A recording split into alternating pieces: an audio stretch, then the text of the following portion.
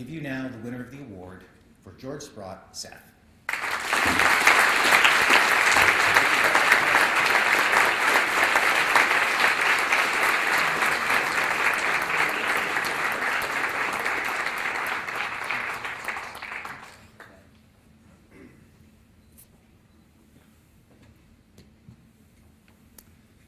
Now, first off, I have to bring up the point of nepotism. Since I am one of the founders of the Doug Wright Awards, this always looks really terrible.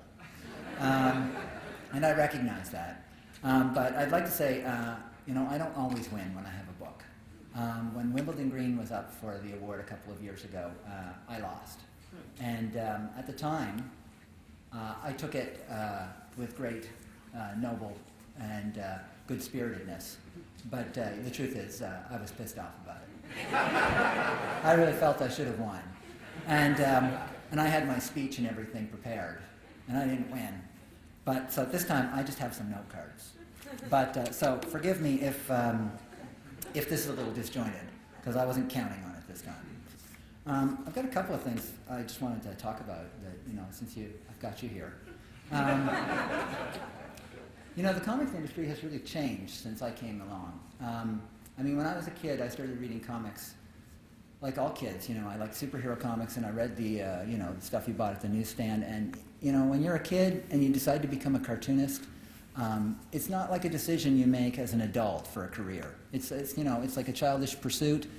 And I always say that, you get tricked into being a cartoonist because you spend all those years as a child and as a teen, perfecting this craft because you want to, draw Spider-Man or whatever. And by the time you're old enough to realize that you don't want to draw Spider-Man, there's nothing else you can do.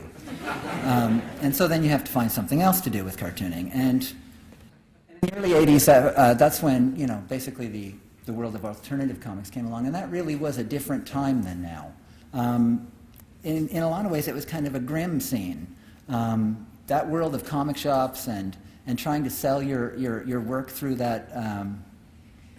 that system was like a very different experience than what's going on in comics right now. I can remember tours around to those comic shops that were just so disheartening, as you'd sit at a table and a couple of people would pity you and come up to get a book signed. I remember I was at a signing once in Albany, New York, where the comic shop owner actually called a friend of his to come in. But you felt like you were swimming upstream. You just weren't reaching the people that the work was aimed at, and it really made you doubt what the logic was of even trying to pursue this idea of telling adult stories in the comic book medium. It seemed kind of crazy at the time. I can remember there just was no sense that that this was going to be an acceptable idea. It was like trying to tell a serious story using matchbook covers or something. People just looked at it like it was a bad idea. I can remember talking to a girl once who was that I was kind of pursuing actually, and she was a color field painter. I remember, which I didn't really know what that was then, and I'm not so sure I know now. But I remember her looking at me and just saying, "Comic books cannot be art. It's just not possible." And at that point, it really I didn't have anything much to back it up with. But things have changed. The medium really has undergone kind of a renaissance, I guess, in the last 10 years. And there is a feeling that I think out in the mainstream world now that comics they have been accepted as a serious medium. It's still the early days of it.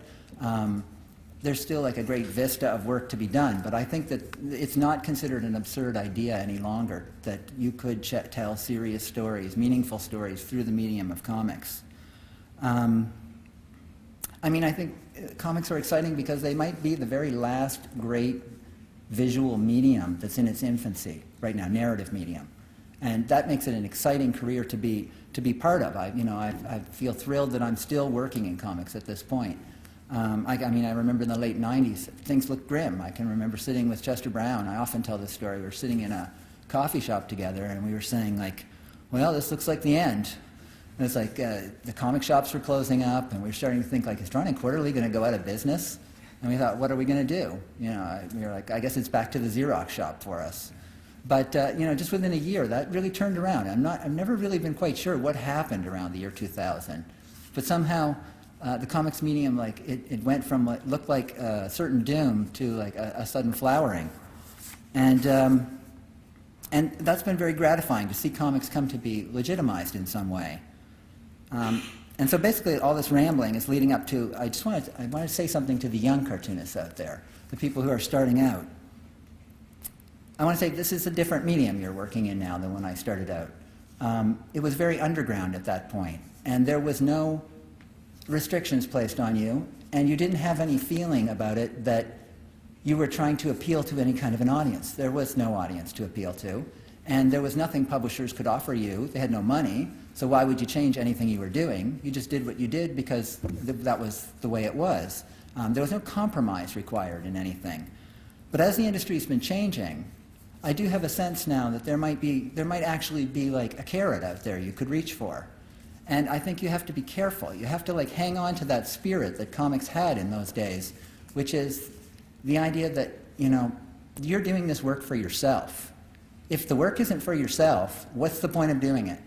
There's no point in producing comics that will be, that you will be thinking of the audience more than yourself. I really want you to remember that don't try to be comic book professionals. You're not professionals. Remember to be artists. That's the important thing. So thank you very much.